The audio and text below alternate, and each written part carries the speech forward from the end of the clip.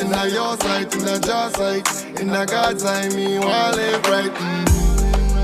Walk where you want me to walk.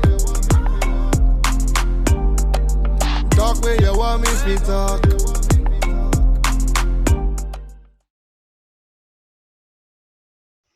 Hi guys. Hi. Good afternoon and welcome to another Walk That Talk session. This is episode 5. So number And 5. today we are talking about family of origin. So just to let you guys know, firstly, this is a pre-recorded session. This session actually isn't live. However, we still want you to comment, ask your questions, everything as per usual. Okay? Mateela, how you going here? You good? All right. I sit along in the car. Yeah. Very, very awkward. But it's all good. Right. So as Candace said, welcome to another episode of Walk That Talk. This is episode number 5, and today we are discussing the family of origin. We have a very special guest, special to us and special because of her experience with respect to these things.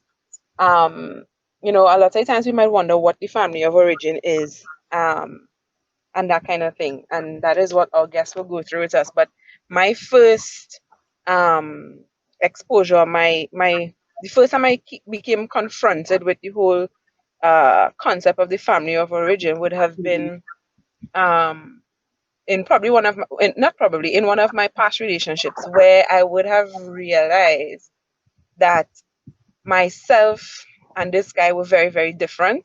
We had Right. very, very different views on certain things. Our understanding of certain things were very, very different.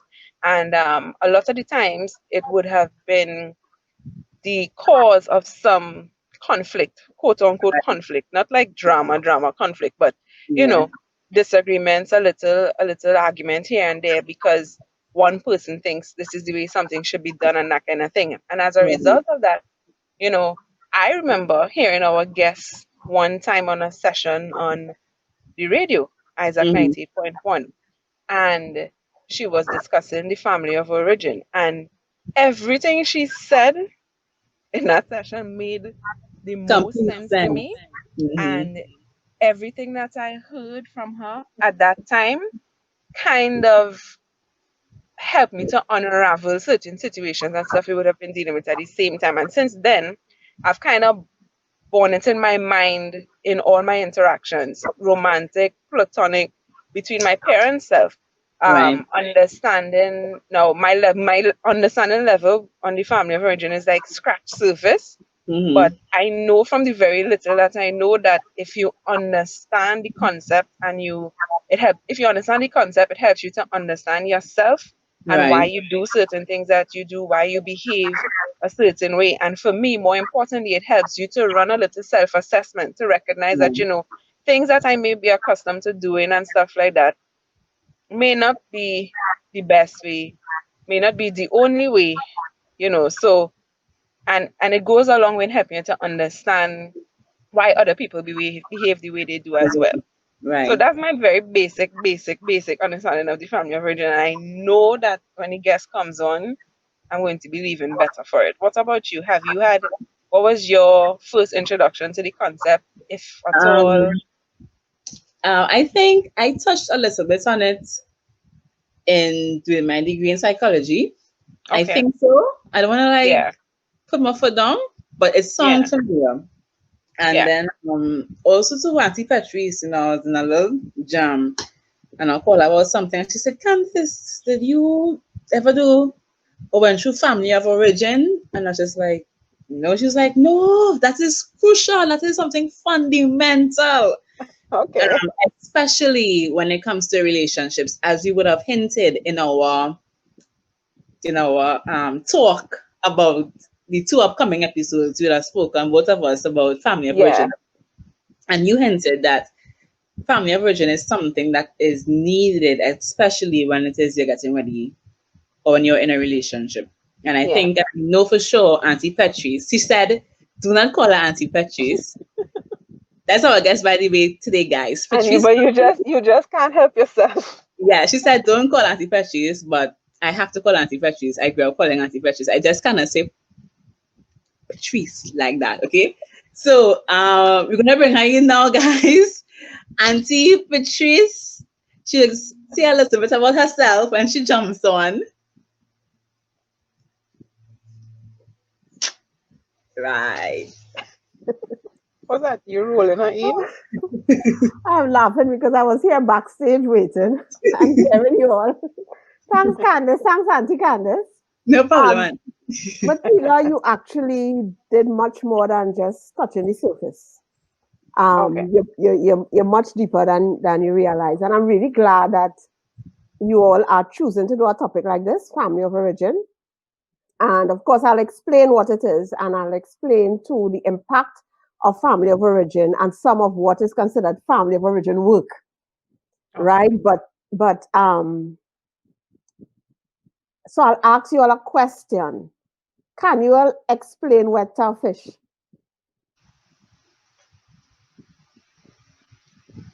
No. And I think the wheels turning in Mateela's mind. Yeah. Right. Yeah, because that's all a fish knows. So that a lot of times people come and they say this is normal, but is anything actually normal? Normal is really what we know, right? So what I may consider normal, you may not consider it normal, but a lot of it goes right back to our family of origin. So what is family of origin? Your family of origin really has to do with the people that you grew up with. All right. So some of us grew up with mom, dad, some of us grandparents, cousins, auntie, uncles, but who we grew up with. But when I do family of origin work, I also always look at relationship with mother and father, whether you grew up with them or not. So that once we're talking family of origin, we are talking about your childhood, a lot of times into your adolescence. These are the critical people who shaped your life and shaped your life about a lot of things. There is something that Huey coined a term. Huey is my husband, Huey Cuffie, and he calls it the school of relationships. And of course, like secular school, we have primary school, we have secondary school, we have tertiary school or tertiary education, which is considered like university. And I would not think about doing engineering in university if I cannot pass standard 3 maths. Standard 3 is primary school, right? So the thing about it is your primary school, in terms of the school of relationships, is family of origin. Imagine if I don't know basic 1-on-1, make 2, basic maths, how to read, and those things, and now they throw me into university. Marriage, leadership, parenting, all of those are considered the tertiary level of relationships. Mm-hmm. Right? Yeah. So you understand how important just thinking about the foundation that family of origin sets. So that in family of origin, what am I learning? I am learning about sharing, right? To share. I am learning about celebrating things or not. I am learning about how to deal with conflict. Do we keep the peace at all costs? Do we run from it? Do we confront it? Do we quarrel and carry on? Right? These are things, and we are learning it, and it is going in a very subconscious place. It becomes what I call our default setting.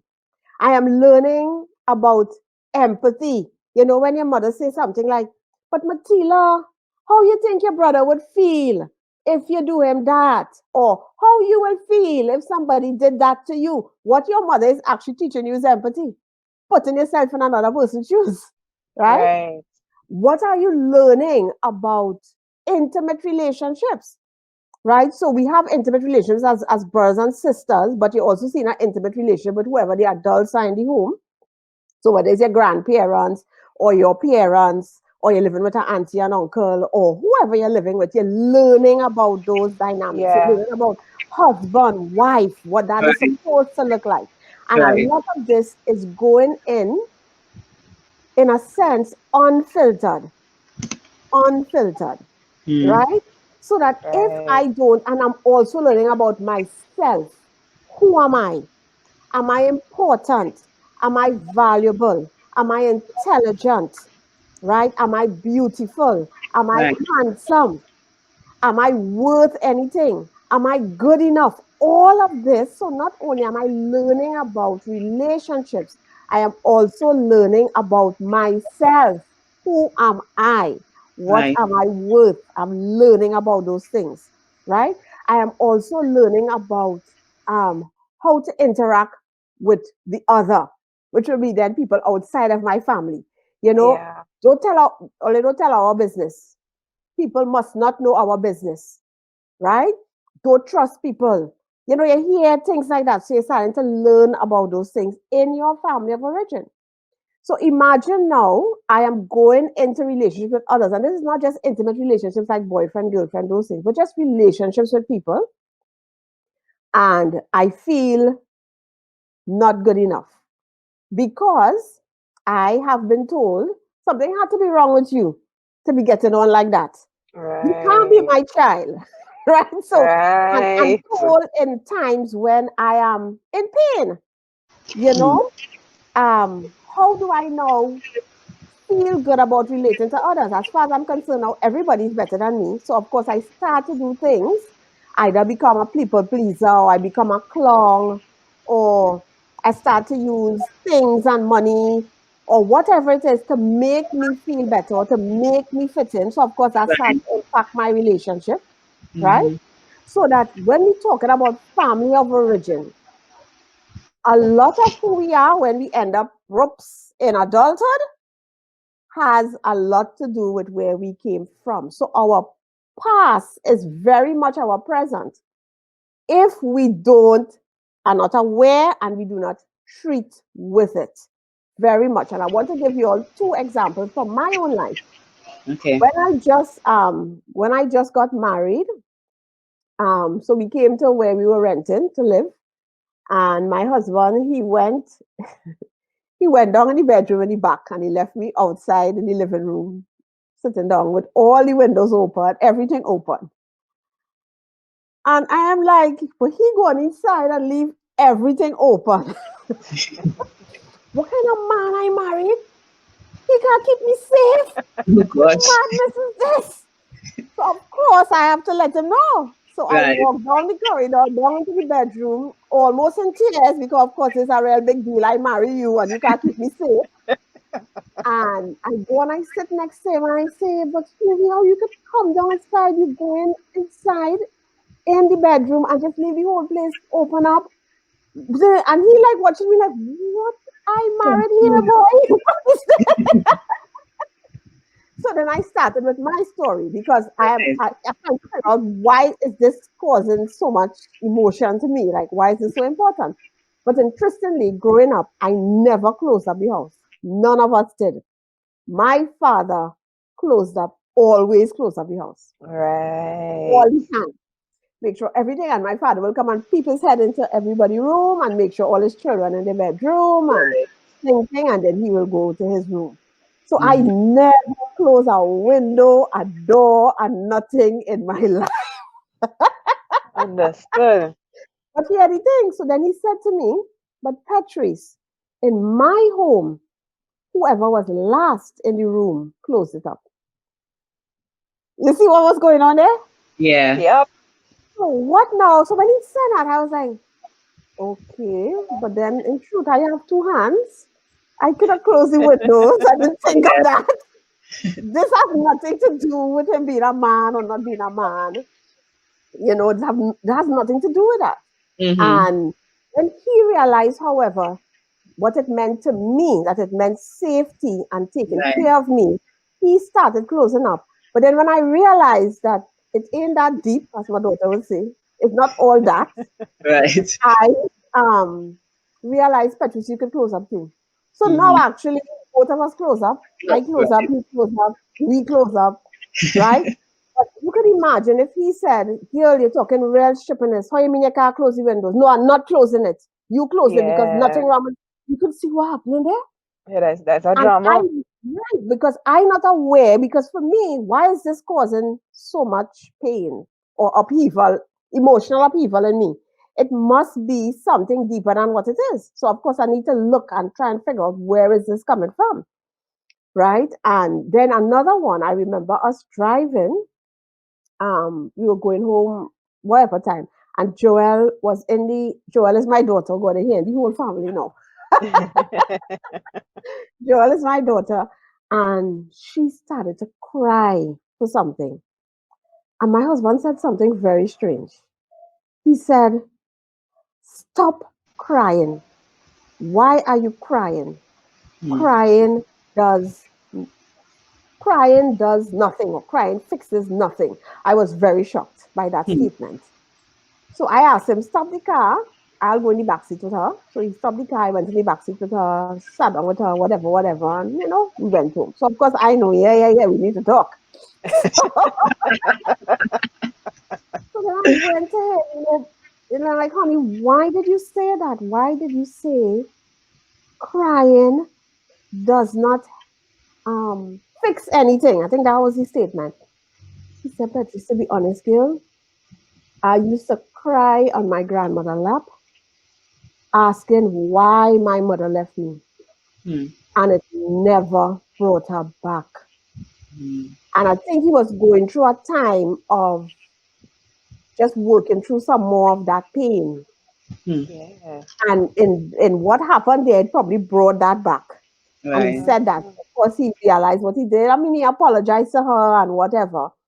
But I know when people react in certain ways, it's more than just that. It's like an echo from something that happened way before.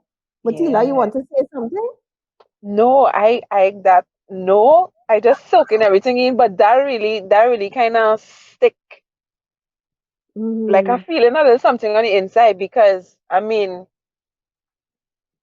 in a situation like that, he says, stop crying. Crying don't solve anything. And I'm thinking about the fact that, as you say, he would have gone and he would have cried at his mother's love, and that would be a deep-seated pain that he had that came back to him how much ever Mm-hmm. years as a big man with Big a wife, man. with a child. Mm-hmm. My mother left me and crying Mm-hmm. never helped me. So then Mm-hmm. he's going to project that concept Mm-hmm. of crying never helps on anybody, probably that's Mm-hmm. around him. And Mm-hmm.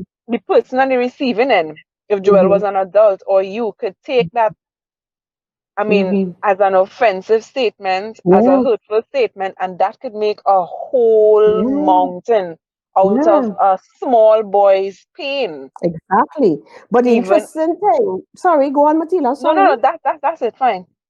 The thing about it is that he never said anything like that before, so I found it was Yeah. strange. So what was really Mhm. happening? There was something going on with relating to releasing more of that pain that triggered her crying, triggered something. Because I Yeah. don't know him to be like that. You Yeah. understand? I know him to be a person. He cry, people cry, he Yeah. comfort them. Candace must cry Yeah. with him already, Paul, you know. Yeah. But at that point in time, I mean, if I won't self-aware, well, not self-aware enough, know enough of his heart, I could have reacted badly too. Oh, you can Mhm. tell my child, drop me Yeah. off now. I go call my father, he go pick me up. you know, Yeah. I don't want a man like that. I mean, my child can't cry, but I don't know him to be a person like that. So Yeah. that the thing about it though is saying that a lot of things we see in relationships. So we have friends, and you have friends like I was talking to a client. She has a best friend, and so I said, do you ever share with your best friend like the things you're sharing with me? She said, "No, I don't talk about those things." I said, "But your best friend doesn't tell you about her family and what's going on and what happened with her and what affecting her." She said, she cannot think for one. And she said, "Yes, she does." I said, "But you don't share."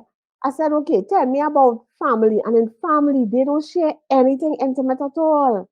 They don't, they don't share about, this is how I feel, this is what hurted me, or this is what not hurted me, this is what they don't share. What they probably may share is things academically. So they talk about schoolwork, they talk about who did well in school, but that is Right. the greatest level of the sharing. So things that really impact them, things that really affect them, what struggles they're going through, the insecurities, they don't share that. So even with her best friend, she was not able to share. And a lot of questions that I asked her about herself, it was very, very difficult for her to answer. Because one of the things in terms of family of origin is the need, if I don't grow up sharing intimately like that, where it's a safe space for me to share how I feel, share my insecurities, share the struggles, not just always the good things. What happens to me in terms of, for one, I don't deal with those things. And then when Right. I get into relationships, whether it's friendships, marriage, those things, I find those things very difficult to share. And my empathy is also not that hot, right? Because the thing about it, if I can't feel certain things for myself and feel what I feel, it's very difficult for me to feel for others. Right. Wow. So that your family of origin, it Mm. is not only where I learn about men, women, husband, wife, how to handle conflict, how to deal with feelings, how to celebrate, how to forgive, right? If there are people, I've had people say to me, we never forgive, we don't forgive. Wow. But and you by me doing premarital counseling, Hmm. marriage is composed of two good forgivers. That's Yes. you can't. You understand? Yeah. And you have people who, for example, are in family of origin, they are caretakers. So they help everybody, they take care of everybody. And then what happens in the marriage is one of two things. They continue to want to take care and enjoy doing it. Of course, the person don't want to be taken care of like that. So they're not really showing you kind of appreciation they would want. So of course they don't feel appreciated. But two, deep, deep down, they wish somebody could take care of them. But Mm. sometimes you're not even conscious of that, Wow. right? So like one of the things I ask when I do family of origin work is what were your predominant childhood emotions, the positive, wonderful ones and the painful ones, right? So somebody like that now, they want to feel taken care of because they've always been taken care of people. But Right. then they can't seem to express that. They're not in touch with it, but they're just getting upset. So you mean he can make my breakfast for me? Or you Mm. mean she didn't realize that all I wanted was somebody to rub my foot? And they're thinking, but why don't you just tell me that? If I have to tell you, and it goes into a whole, right? Yeah. But if I understand, if I do my family of origin work, if I look at um, those kinds of questions, um, how was love shown? How was conflict handled? Um, how were feelings handled in the family? Predominant childhood emotions. What did I learn about men, women, husband, wife? From the married people in the home. Um, how were chores handled? How were finances handled? All of those things. How did we celebrate things? If we don't have a sense that I have a default setting, I have a wiring long before I met you, right? It can Yeah. really cause problems. Yeah. Mateela? Yeah, it's right. So I have based on what you have said so far, I have one thing that's jumped into my mind, and that would be expectation. Um, that me, based on my upbringing, based on my family of origin and what I would have been exposed to, what I would have gotten accustomed to, I have certain expectations of other people. How does expectations pan out in relationships, both romantic and non-romantic, from the family of origin perspective? Right. And it's so important. That's a really important question, Mateela. And you see what you shared in the beginning, where you started to reflect, that is critical. So that Right. I start to understand what my expectations are and where they came from. Because some Right. of them may actually not be realistic. They Mm. may not be, for whatever better word is, whatever, normal. Some of them may not be Yeah. healthy. So in counseling, we don't normally say healthy, though. We say normal or not normal. Sorry, we say health. We don't say normal. We say healthy or unhealthy. Some of them may be healthy. Some of them may be unhealthy. Some of them may be. It will take a while for a person to be able to do this. They can't do this right away, right? So that and in one of my I have a premarital. I wrote a premarital book, and I'm actually doing an update to that where I want to train counselors to do premarital counseling because I am concerned about the quality of premarital counseling in Trinidad and Tobago. And let's probably the world, right? Yeah. So when I do that topic on expectations, so we're looking at a lot of the expectations and what is going to be the culture in this home. How I started by asking the questions about what they had when they grew up. I do not ask people, so I do ask couples, okay, so how are you all going to handle the chores? Or how are you all going to, I don't care what them say. Because when them in love, everybody going and help, and everybody going and share, True. and I will help you cook, and when you come home from work, and all of those kind of things, right, is going to happen. Not so. So we start with where you came from, what you expect. So what you expect from a husband, wife, what you expect in terms of chores based on where you came from. So who did the cleaning and the cooking? If they tell me their mother did it and there's a man, I know he ain't going to be doing that. So if he wants a promise to do it, it means he needs to deal with that mindset that this is women work. And that's not a bad thing, you know. That's not a bad thing. It is just what it is, right? Most parents do the best that they can with what they have. All family of origin have good and not so good in it. All. Yeah. All. I think that's a very important point there because I think a lot of the times people might feel like because certain societal indicators that you've come from a good family, like your children not wayward, your children well educated, you're doing well, gives certain families and certain people a kind of assurance that what they have done is good and is fine and there's nothing wrong with any aspect of their living and their existence. Yeah. And that's important. But remember, life is about relationships. So now I have to be in relationship with other people. So other females, I have to be in relationship with males. I want to get married, so I have to be in relationship with a man. So remember what I came up with and what you came up with. Both of us, it might be good. But can we complement each other? Can we walk together? Will it work? Right? And we have a comment from the community, different sides of upbringing is difficult and causes conflict at times in bringing up our children unless there's some kind of agreement. Yes, that's very true. In terms of parenting styles, and I mean, my husband and I do a parenting workshop, and just a simple thing as discipline. We ask people, how were they disciplined as children? So, of course, if you have a husband and wife coming together, the wife home, what happened with discipline?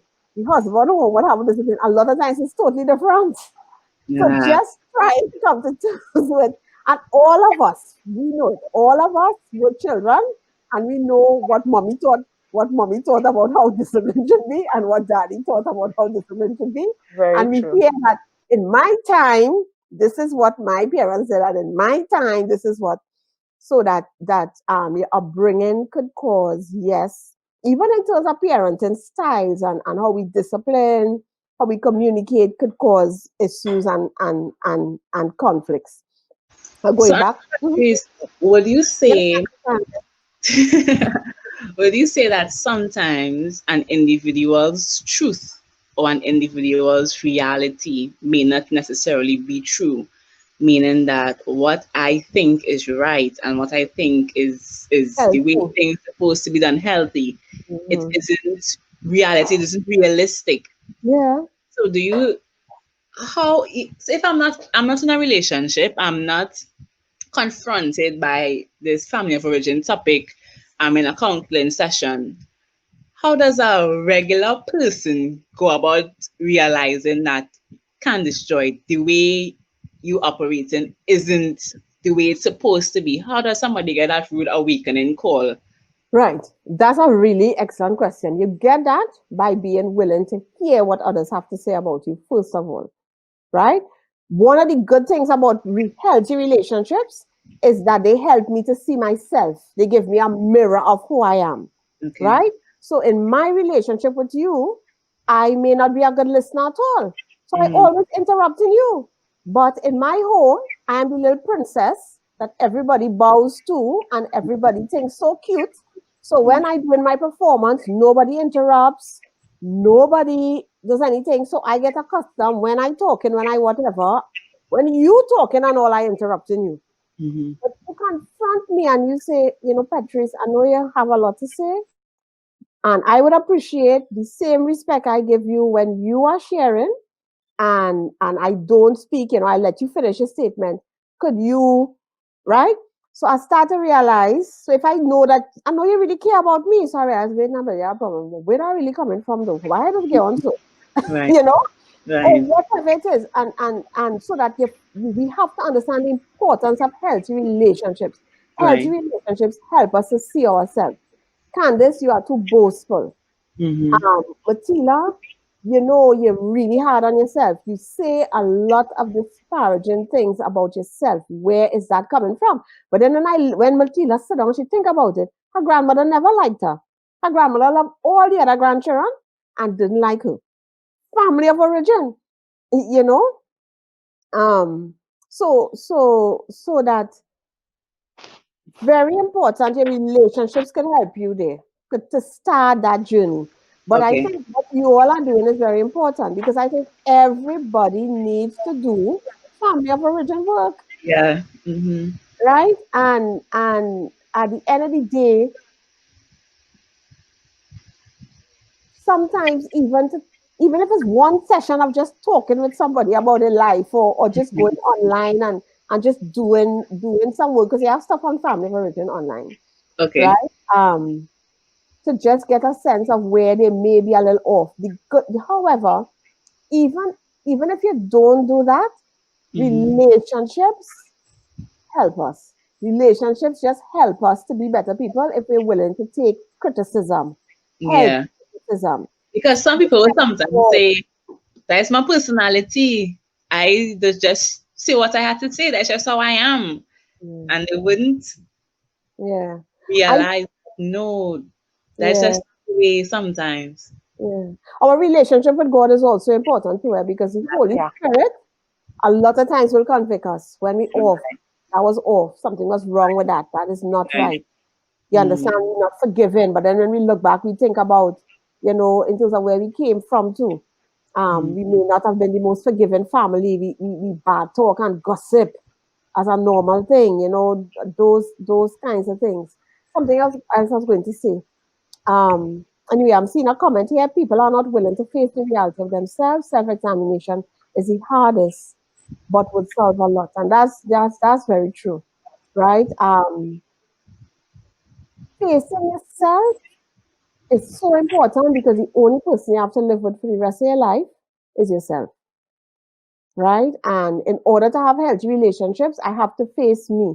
I have seen women who, because deep down, um, they don't feel good enough, they get into relationships where men don't treat them well because deep down they do not feel as if they deserve good treatment. So even if somebody looking at you treating them real good, they will do everything and sabotage our relationship because they feel like they don't deserve it. But where did that start?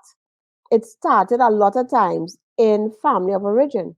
So that for me, I even when individuals come to me, this is not just with respect to premarital counseling. I always do family of origin work with people all the time. Once you come to me and you want to work on yourself, we have to do family of origin work. Family of origin work, even as a Christian, also includes generational issues. It includes generational issues. That's very, Yep. very important. Yeah. Yeah. Yeah, so we look at patterns. I try to look at the patterns. So where you have people who are alcoholics or where there are various addictions or where people always divorce or they always angry. you know, and you're seeing it with different people. I remember, like me, my mom, don't know if she'll see this, but my mom used to quarrel plenty. My mom used to real quarrel, right? And of course, if that's what I'm seeing as a pattern of dealing with conflict, you know, I could carry that into my family and be very close. But I really didn't like it. And um I remember my mom leaving to go to the States to work, and I'm the first girl. And as mommy leave, I start to quarrel, you know. Something my sister do, and I start to quarrel. And my sister say, but Petreece, mommy ain't even playing and even leave Trinidad airspace and you take over. I mean, quarrel. And the Holy Spirit said to me, the Holy Spirit said to me, Petreece, if you need to start that, because I'll always say, I don't want to be like that. Right. Literally, I would say that. Mm-hmm. But that was who I was becoming, you know, if I didn't become it already. And the Holy Spirit said to me, if you want to stop that, first of all, you need to forgive your mommy for how she made you feel. And secondly, you need to ask me to forgive you for the things you have said about her that was not honoring, right? Mm-hmm. Because remember, the Bible tells us to honor our parents that it may go well with us. And you find the very areas we were not able to honor our parents is the very areas we struggle with. Wow. And my honoring wasn't so much a outward, well, when as I'm thinking about it now, it was outward too. Because I remember sitting down in secondary school and me and my girlfriend saying, oh God, your mother can quarrel. So yeah, it was outward too. But a lot of it was inward. And I was saying, why she Wow. ain't just hush? Why this woman didn't just hush? Why Mm. we have to go on? And in my head, I was saying that. And I did forgive my mom for how she made me feel with the quarreling, and I did ask God to forgive me for not honoring her. And I have to say, this year will be 24 years of marriage, almost 21 years of having a child, right? And my daughter will always tell people, my mother don't quarrel. Wow. Her and I have never shouted at each other in our marriage. Never, never. Of course, we've had conflict, but we've been able to work through it without shouting or quarreling or anything like that. Right? But I You said know, something. Sorry, you said something there that's not really resonated. You said you had to forgive your mom. And like it's true. Everybody that's always made the comment, I am sure, well, I am at certain things that you will see in a family. So when I get my family, I am not going to be like this. I am not Of going to course. you have carry to on. accept I'm it. not going to be like this. But I never thought about it as I'm really upset with the way things are being done. The mere fact that I have made up my mind. I'm not in a relationship. I don't have any children, but I already made up my mind how I will behave means that that thing has affected me so much that I have already said, Candace-Joy, you are not going to be like this. And the mere fact that I'm making a comment like that means that I'm hurt about it. Right. Means that I don't like it. And Mhm. it really makes sense what you said, they were forgiven. The only way you can move Correct. on if you just release the Yeah. person, release the Yeah. action. So that wow, Yeah. that is really And amazing. uh, forgiveness is what disconnects us from the pain of our past. Wow. But in forgiving Mhm. too, what happens is that I'm now also able to address mindset. So a lot of my family of origin work is helping people to identify the persons in their lives, especially significant others who have hurt them, what they felt. Because remember, in forgiveness, I am releasing pain for God to heal. Because what's Right. pain? It means the pain. But what the pain does, the pain affects my thinking, Wow. right? So if, for example, Mateela is my best friend, and I tell her my deep dark secrets, and she tells other people that, of course, I feel betrayed, I feel Mm-hmm. disappointed, I feel angry, right? Mm-hmm. But also with that pain, what mindset starts to happen? Don't trust people. Wow. Yeah. Don't have any best friend again. You Mm-hmm. understand? The Mm-hmm. Yeah. only way for me to undo that is first, I must face the pain. I must forgive Mateela, and then I can deal with the mindset. So I renounce the lie that a best friend is a bad thing. Wow. I declare the truth that everybody has issues. Mhm. Everybody has strengths and weaknesses, right? And issues, and that there are people that I can trust for certain things and in certain areas, and those same people I can't trust them in certain things and in certain areas. Not because they are bad people, but because they have issues. So I might be able to trust Mateela to take care of my daughter, but I may not be able to trust Mateela with my deep dark secrets because Right. Yeah. I have an issue with gossiping. Right. Yeah. You understand? Yeah. And therefore, the importance of, first of all, releasing the pain and then dealing with the mindset. Because, Mhm. for example, my grandmother would have told me that I am black and ugly. So, Mhm. this growing up always feeling ugly. When I looked in the mirror, I saw an ugly person, right? Wow.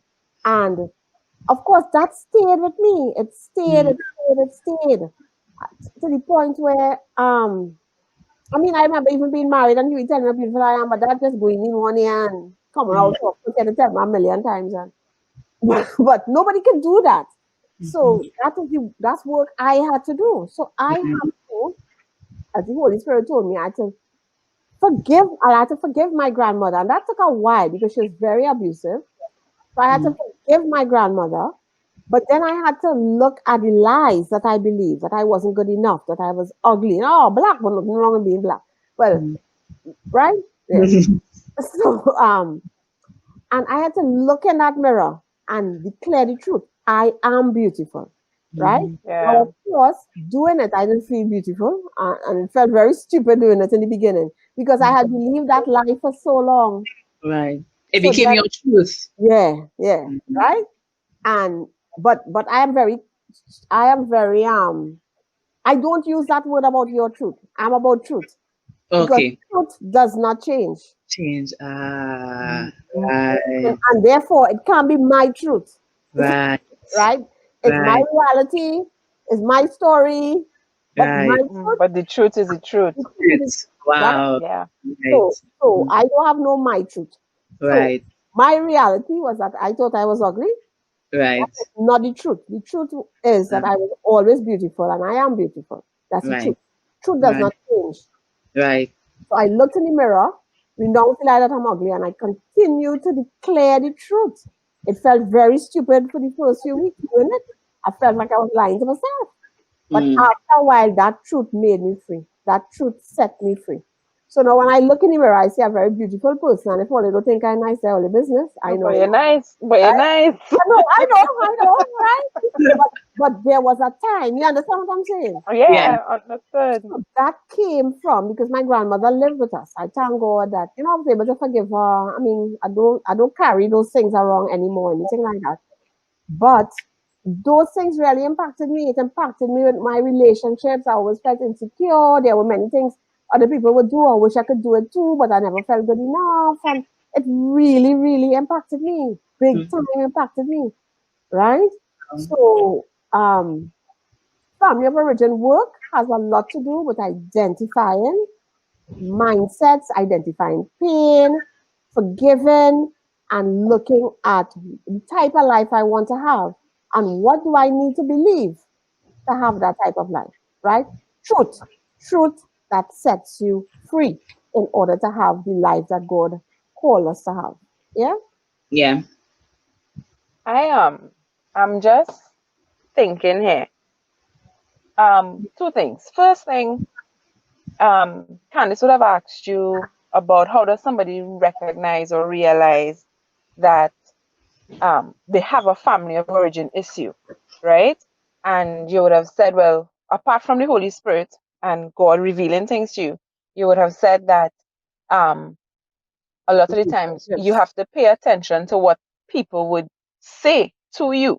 Mhm. Um, but I'm thinking that you as an individual have a very important role to play there as well, in the sense that you need to be open-minded because a lot of the times when people talk to us about ourselves, we take it as judgment and criticism. That's the order of the day, right? When people tell us the truth about ourselves, we immediately get defensive. All right, like you, who are you to tell me who I am? And thing is from since I'm born, as Candace would say, so and so and so and so, and my mother was so, and look at me, I do, you know. Yeah. So how does one? I mean, it might sound like a silly question, but like, how does somebody train themselves to not see constructive criticism as somebody trying to be toxic and fight you down and keep you down and that kind of thing? And also, how does one separate constructive criticism of yourself from people who really and truly are trying to say negative things and put certain things on you? I don't know if you could shed any Yeah, I mean, that's guidance there. a real deep question, right? Yeah. And kind of multifaceted. But Yeah. sadly, Mateela, most people who are very defensive and are not willing to take constructive criticism, what will end up happening is that life and God, for their own good, will be painful, that it will drive them to the place that they realize they have to get help. And that is what happens a lot of times. So they have a lot of failed relationships. They have situations where people cannot work with them. They have where after a while people don't want to be around them, where people talk behind their back because saying something to their face ain't helping. So you trying to see how you can get somebody else to talk to them. And of Yeah. course, when somebody else come and talk to them, they want to know, well, why that person didn't tell me. But you know, it's always blaming. It's always about somebody else, right? Yeah. So a lot of times, persons who are very, very defensive and who are you to tell me about my life? Why I don't look at yours? So, you know, the whole thing of throwing things back Yeah. on people and things like that. Yeah. How they are, a lot of times, how they end up dealing with their lives is because of pain. So that when the pain of remaining the same is greater than the pain of changing. And therefore, they need to take steps to change. So I've had people come to me and say, I believe something is wrong with me. I don't know what it is. But the Right. common denominator is me. All my friends leave me. No woman want me. No man want me. Yeah. So something have to be wrong with Yeah. me. Yeah. Wow. So it's But like it is, waiting on a crash. You're waiting to crash before you open up to the truth of the constructive criticism and the yeah. reality of the fact that you really need help. Yeah. And sometimes they're not waiting, you know. Sometimes what happens is that there is so much insecurity that they Mm-hmm. cannot deal with hearing something bad about themselves. Mm. Right. So they become very defensive. There's so Right. much pain there that you saying, Petreece, you got it wrong. It's like saying, Petreece, you are wrong. And I Yeah. can't hear that. And therefore I keep going and going and going until in a real sense I burn out. Yeah. And I have to go and get help. Wow. So Yeah. I think though what you all doing here, this is why this is so important, because there may be people like that. Yeah. But parents in an environment where nobody's coming at them, nobody's threatening them, they can simply see themselves in what is being said. They can hear themselves in what is being said and say, but you know, I probably have some issues here. I probably have some family of origin things to deal with. You know, that's me. You know, I'm very defensive. I'm very, you know, so things like this helps. Yeah. So, so anything where people have a forum, where especially people telling their stories, where Yeah. people sharing about issues can help people because it's not a threatening environment, Correct. you Yeah. know, so Yeah. their defenses not up. I I have think another there's question something coming too. else. Okay, Yeah. tell me. All right. Sorry. So when I was originally speaking before it came out, I spoke of my understanding of family of origin, and we spoke about it since then. Um, in the and the fact that the effect of your family origin on yourself as an individual would be that it would have effects on your relationship with other people.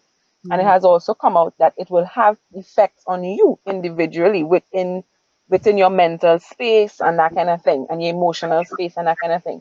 So I'm thinking, but my takeaway lesson now, at least for now, is that doing the family of origin work, and that's a later question I have after. So, like, what does that actually consist of? If, Sure. as far as much as I could tell in this circumstance, in this situation, doing family of origin work is not necessarily something you wait to do when you're ready to get married or when you're in a marriage relationship because you're having problems or it's exhibiting itself in that context of a relationship. But doing family of origin work could help you as an individual to free your mind, to free your soul, and to help you be a more effective individual, and is a way in which you could learn to take care of yourself. Now, we spend a lot of time talking about pampering and self-care, like pedicure, facial, massage, whatever, but I'm thinking to myself, doing the family of origin work, regardless of the amount of pain and stuff it might bring up, is probably going to be self-care from the inside come out.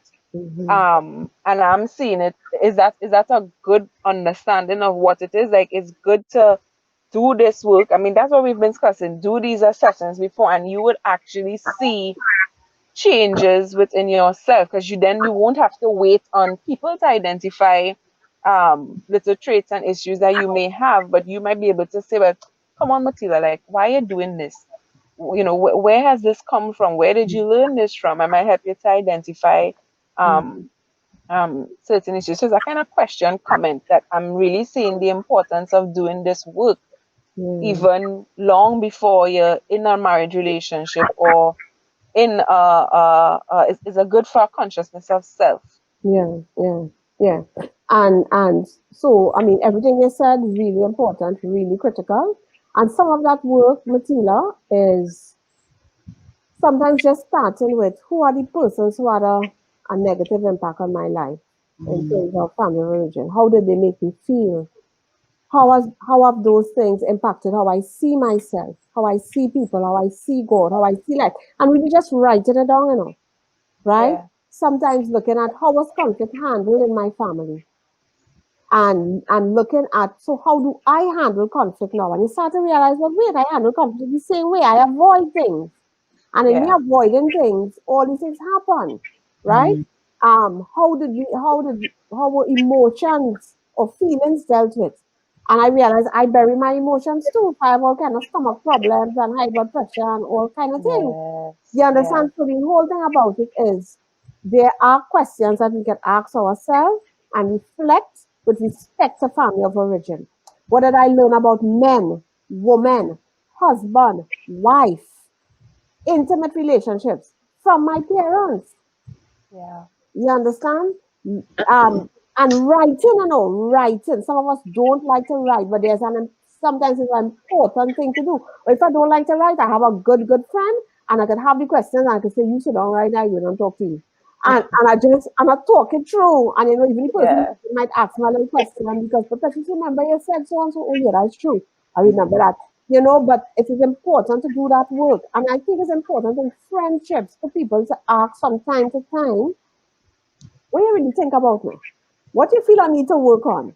Yeah. Just little questions like that. You have a friend that really care about you, and you ask those things. And they can say, I find you very passive, but I'm like, oh, everybody taking advantage of you, right? Where I come from here, and you're able to do some reflection. And I mean, there's so many things to online, so that if I realize, okay, I handle conflict, I could type in, how do you handle conflict in a healthy way?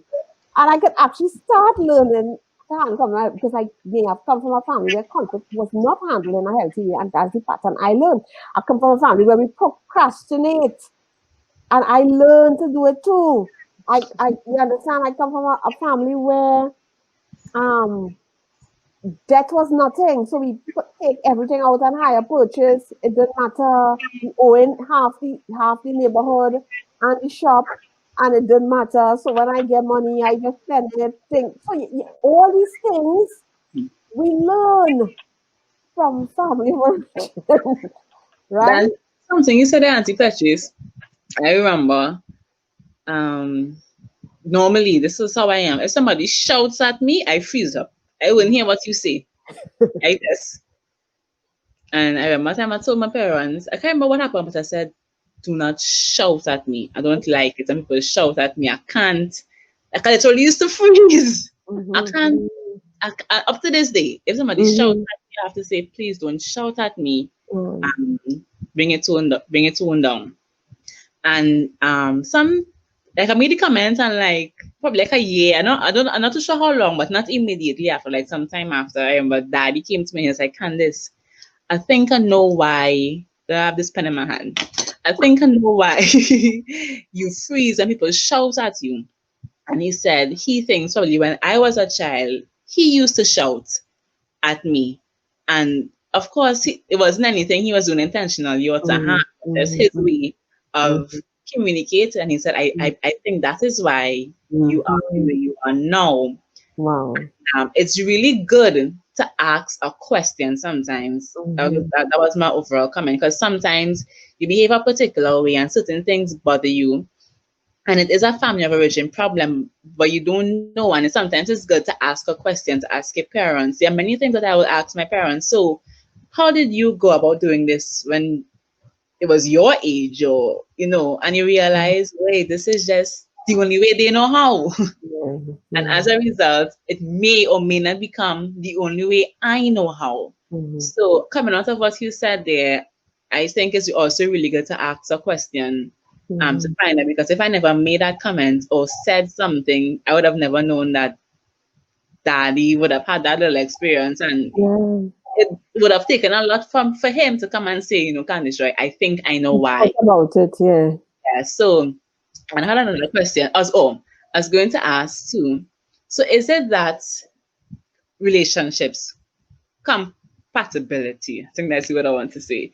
Is it that any two persons, as a question, is that any two persons can come together and function well in a relationship, move forward into marriage once they understand their family of origin?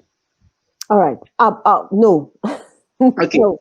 I say no because core values are very important. There's that scripture in Amos, can two walk together unless they agree?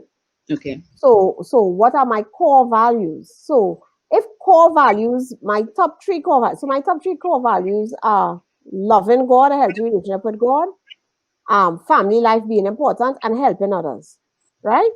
And people that are like me, I nice. But if they don't have that in their top 5 core values or top 6 core values, I cannot be with you. Because at the end of the day, I won't be able to do what I want to do. So even if we get all the nice things and we work hard, because the thing about human beings is human beings could change. So even if this is where I came from, because I have changed. The person I am today is not the person I was 24 years ago. Right? So it's not that your core value, I'm not your core value, your family of origin, how you were wired there is set in stone. It is not set in stone. Right. But it can't change if you're not aware. So to your question, people can work together if they have similar core values and they are willing to work on their issues. It can be. But the core values are critical. Because imagine me and John had nothing to do with God. He's not on that. He's an atheist. And Petreece loves Jesus. But we work out all the family things. We still can't work. Right. We still can't work. Yeah? Right. Just sticking a pin in it, behind the scenes, just let us know we are in 1 hour. And they said that they have a question. So I'm just letting you all know at any time. If you want to ask for the question, let me know, and you all can send me put up the question. So I'm just speaking on behalf of Charlodan and Chelsey. So Candace, I just want to add something. We're not share a similar experience to yours and the shouting. Right. I am very, very afraid of dogs. Very afraid of dogs. Okay. And I didn't understand why.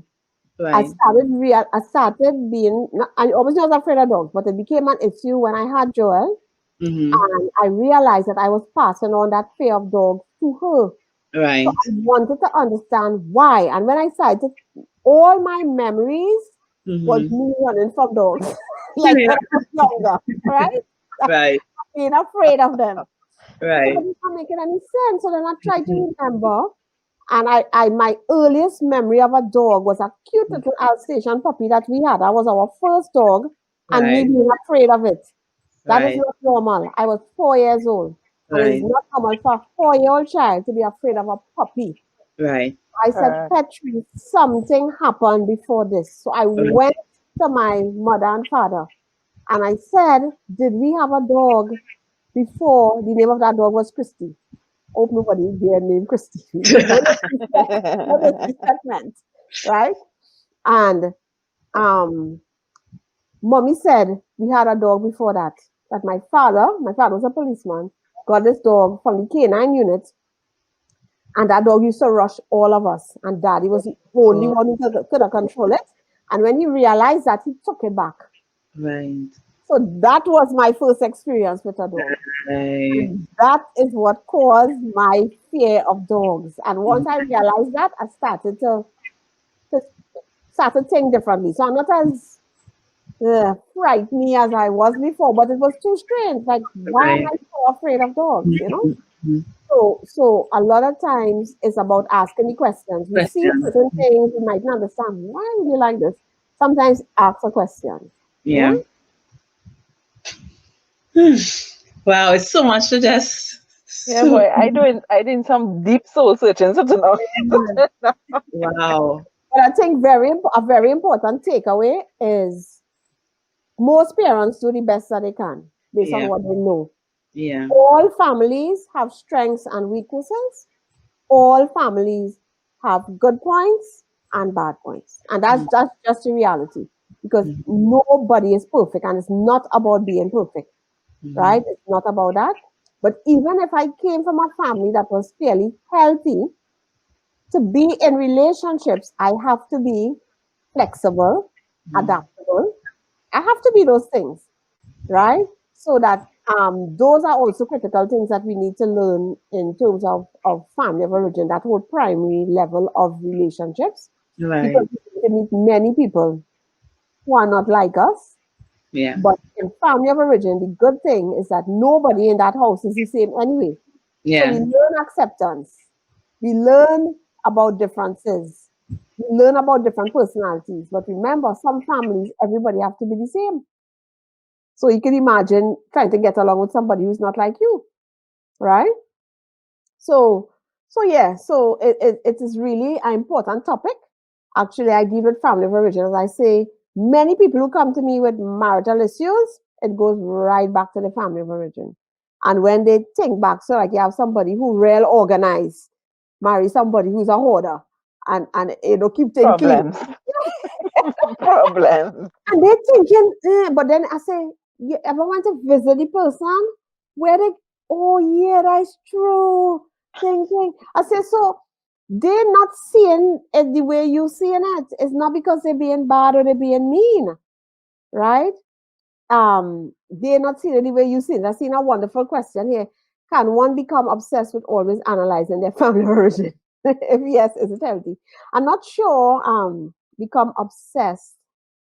I suppose people can. They can become obsessed with anything and think everything is about family of origin. Everything isn't, right? Everything isn't. I have been hurt along the way by people who are not my family. I've been hurt as an adult. So everything isn't family of origin. And no, it's not healthy to become obsessed with anything. It isn't healthy, right? Balance is always what we want. And balance is always about um, this is where this came from. It is not something that I cannot deal with. I can forgive, I can release, and I can be whole and I can be healthy. So nobody, as I always say to people, I cannot determine how I started. I can't determine who my parents were, where I grew up, primary school I went to, preschool I went to, but I can determine where I end up. Right. To end up in a healthy place, we must Yeah. make sure that we address our family of origin issues. Right. And you don't always need counseling to do that. You can do Okay. that. Well, I was just about to ask a question and you just dropped that line because I was going to say, you know, people in a married relationship, because in our little teaser conversation, I mentioned the fact that, sometimes you'll hear a husband or wife saying, he's so stubborn. Is years now I talking about the same thing. Years now I talking about the same thing. And I was going to ask, in a situation like that, or even a situation between two friends, like Candace and I are friends, and we pay significantly enough attention to each other. So I might hear her say something once, twice, three times, and I might realize to myself, I need to mention to Candace that, Candace, I think this is a problem that you might have, or this is or whatever. At what point do we recommend uh, professional help? Because not a lot of people tend to be kind of averse to professional help when it comes to talking to a counselor, talking to somebody. Because I'm not sure if I notice somebody exhibiting a particular habit or particular trait that I might tell myself, I wonder if this is a deeper issue than them just choosing to do this thing. I don't know if, for want of fear of how the person might respond, to suggest, well, maybe you should see somebody about this, or maybe you should Google the family of origin, or maybe you should, because I feel like, for me personally, I think I would want to do some family of origin work, right? And I'm not sure, probably because of my nature, if I know what signposts to look for, what questions to ask myself, how to navigate the whole thing. So I'm thinking maybe having a little guidance in that aspect would be good. So would you say you look at your husband for 50 years and be like, brother man, you have a problem? Go and see a go and see a counselor. Or is there a softer approach, or a more, what approach would you take to caution or to suggest to somebody that they may have a deep seated issue that may have come from their childhood? I think a lot of times when people are not able to accomplish what they want to accomplish, or you take it from that angle a lot of times. So, let's say Candace is insecure. So she Right. has insecure. She doesn't feel good about herself, right? So of course, she says certain things. And you take the approach kind of like an empathetic start. So where, Candace, I I I know you really love people. I know you really want to help people, but I've noticed that a lot of times you shy away from doing things that I think you could be really good at, because I know you feel insecure about this. And I've been noticing it for so long. Candace, I really feel you should talk to a professional person about this so that you could be the best that you could be. So, you kind of take it from what the person wants, what you think the person wants to accomplish, what they want with their life. So I may see you real procrastinating, but you want to get a degree, and so Mateela, you're always talking about that degree, and I know you really want it, because I know you want to be able to do X, Y, and Z. But still, I'm seeing these things, and I've seen this is happening for a while now. What about if you talk to somebody who might be better able to give you some? So you're taking it from that kind of Yeah. angle, right? And that husband who the woman talking to for years now, most likely his mother used to be talking to his father for years now too, and his father needs to take her on. And he learned woman will talk and talk and talk. You don't want to do nothing, right? From his family of origin, right? So he learned how to shut out those voices. He learned that long before he get married. But when he caught in with all the oxytocin running through his body, every word she's saying, he taking He on. hearing. And once that oxytocin done, he gone into that mode, that family of origin thing that he never deal with, right? This is awesome. This is Yeah. awesome. I feel like there's just so much to unpack, but it has to be unpacked on an individual level. And people really have to get in that zone, get in that mind frame where they want to, organize themselves. I see there's a question there. If I can't reconcile or find it hard to fix a particular trait as a result of my family of origin, how can I cope? Interesting question. I think they should get counseling. No. If to fix If a I particular trait. I think the person is saying that, they would have recognized that they have a Yes, particular issue yes. that is a family trait, and they can't fix it, or they find it very difficult to begin to fix. How would they cope? I I wonder guess. what they mean by a trait, because sometimes that word. So we have different. So I maybe talk too much. You know, how do I fix that? Become conscious of. So I'm not sure what it means when they say a particular trait as a Okay. result of it. Because a lot of traits we have can be changed. Yeah. What can't be changed? I can't change my personality. I can't change the fact that I am very feely or hormonal. I just have to learn how to manage my emotions. So probably Yeah. this may be a situation of learning to manage something. Okay. In Probably. terms of Yeah. how do I manage this? How do I not put myself in situations where whatever this negative thing is Yeah. come out in a manifest in a particular way? I think I Yeah. don't have enough information to Yeah. to To answer. advise. Yeah. Candace, as you mentioned, about personality there, Candace had asked a question while we were talking in our teaser that I think is a very good question to get your opinion on. So I'll let her ask the question. Question Um, of personality, Candace. yeah, I can't remember it, but can you help me?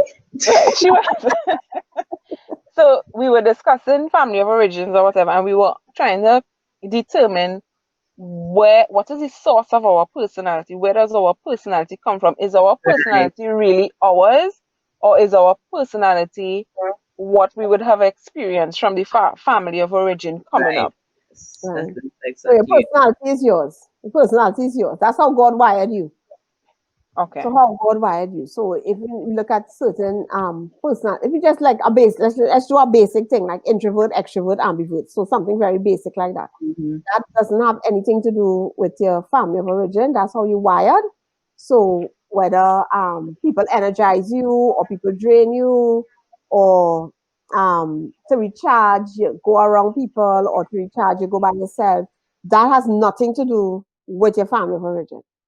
So your Okay. personality is that's how God wired you. And it's very important to understand your personality and to be able to also help people understand your personality. Hmm. That's really that's a whole nother topic there. Yeah. But Later. I have one small question on that topic before we wrap up because we spend our time already. So your personality is your clean slate. That's what God gave you. That's what you came here with.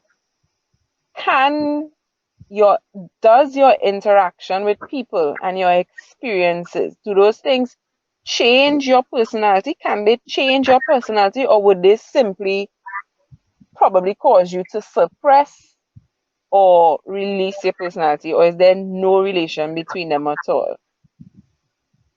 Yeah, that's a big one there, It does Mateela. change your personality. I think a lot of what happens when people discover their personality because of Okay. the interactions.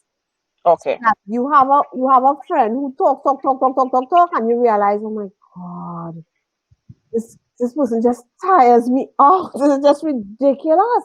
And I try to figure out what is wrong with me. Why I don't like to go by the lunch table in the lunchroom and work and eat. I just want to eat by myself. I just want to go in the car and eat. And Yeah. and people look at you and think, she's not friendly. But then they start to realize, wait now, I'm an introvert. And I Yeah. spend all of my energy doing my work and interacting with clients and stuff like that. And I just need time to be away. But before I would be hard on myself, I'll be like, so why I can't lie, man? Think like other people, and why, and you're hard on yourself. Or people always saying you like to be the limelight and you like to talk so much, but that is who you are.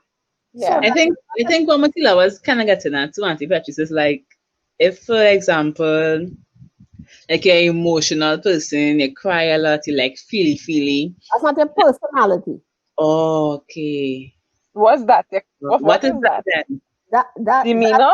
no, I don't know if I have a word for that, but that is you in terms of how you deal with your emotions. So Okay. some people feel things more deeply than others. Some Uh, people are more expressive than others with their emotions, right?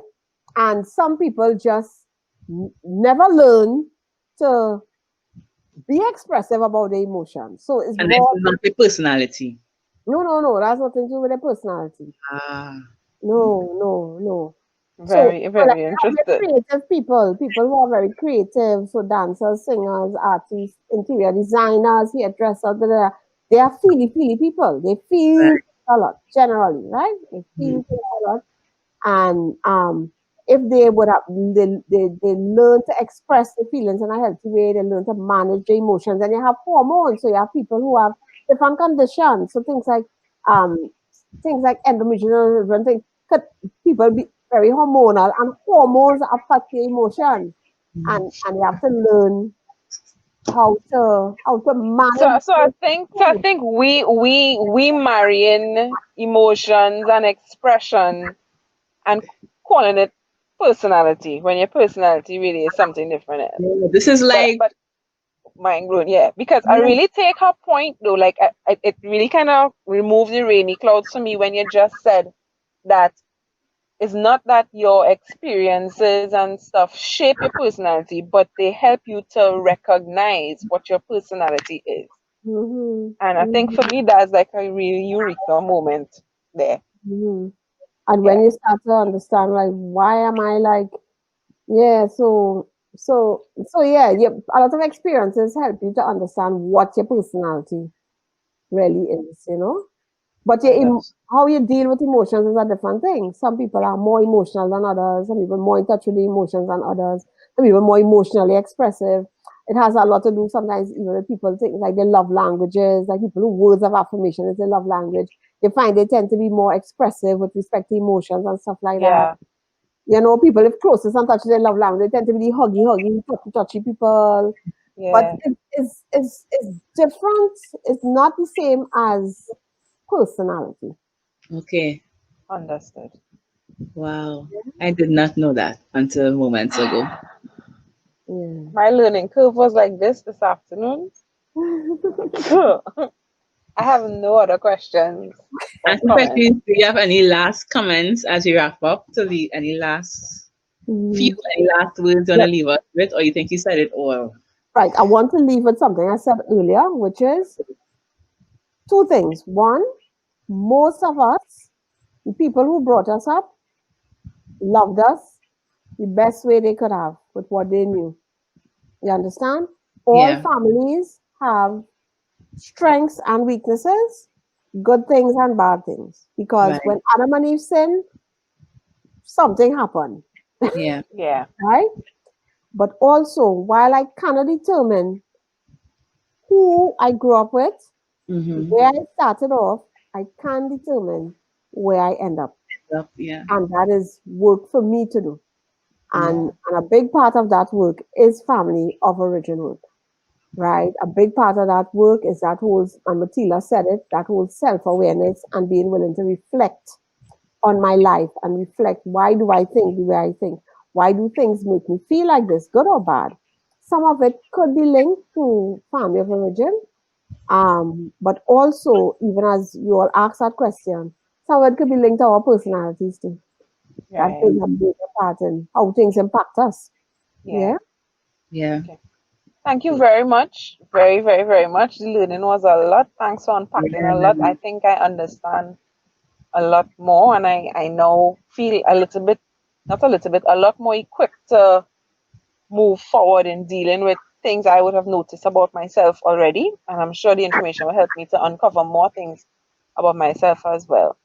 But before you go, I would Mm-hmm. like you to tell us a little bit. I know you have um, this program on Isaac 98.1, and I also know you do podcasts and stuff like that, but I do have the particulars and the details. And I think it'll be very good for the community to be aware of. I know they have your contact information to the bottom there, but it'll be good for the community to be aware of like what exactly the nature of your work and your practice and your profession is and the Okay. different avenues through which they could follow you Sure. and your work. Sure. So I have been counseling for, I can't even remember how long now, but I think it's more than 25 years. Yeah. um, I really love working with people. So my counseling, a lot of it is family life counseling. So I deal with individuals, couples, premarital couples, married couples. I love dealing with adolescents also. I have a podcast channel. The name of it is Relationships Matter with Petreece Cuffie. And I also have a radio program on 90.1 on a Monday at 12:15, around there, 15 p.m. And I have a Facebook page, Petreece Cuffie and Associates, Equipping People for Life, and a Facebook group, which is the same. But in all of those things, so the radio program, the podcast, Facebook page, Facebook group, I share things to help people to have healthy relationships. I believe that life is about learning to love, learning to love yourself, learning to love others, learning to love God. I believe that life is about relationships. I believe in that when Jesus asked about that great commandment, to love God with all your heart, soul, mind, and strength, and to love your neighbor as yourself. I think that's what life is about. And therefore, a lot of my things are aimed towards people having a better understanding of themselves, loving themselves more, seeing the truth about themselves, couples having healthy relationships, healthy family life, parents and children being okay, and those kinds of things. So a lot of my work is about that. I also do mentoring and coaching for married couples, that with my husband and I. I also have divorcee support groups because, of course, life is not perfect at all, right? And people do get divorced, and it's a very painful experience. And so that I have support groups for divorced persons also. Yeah. That's awesome. Awesome stuff. And well, the information is there. So it's Petreece Cuffie, Counsellor Trainer, and the phone number there is the number that people will call if they need to be in touch with you. And they can WhatsApp me, which is even better because a lot of times I'm counseling. Right. Okay. So that's a WhatsApp ready number as well. So Petreece, Candace has disappeared. There she is. So we want to say thank you very, very much. I couldn't imagine this chit chat. Well, not chit chat. This is more than a chit chat. I couldn't imagine the session going any better. So thank you very, very, very much for giving us of your time, of your expertise, your knowledge, and your wisdom. I pray that God blesses you and prospers you and keeps you. Thank you so much for having me. I really appreciate, and I really pray that this is a blessing to all who would listen.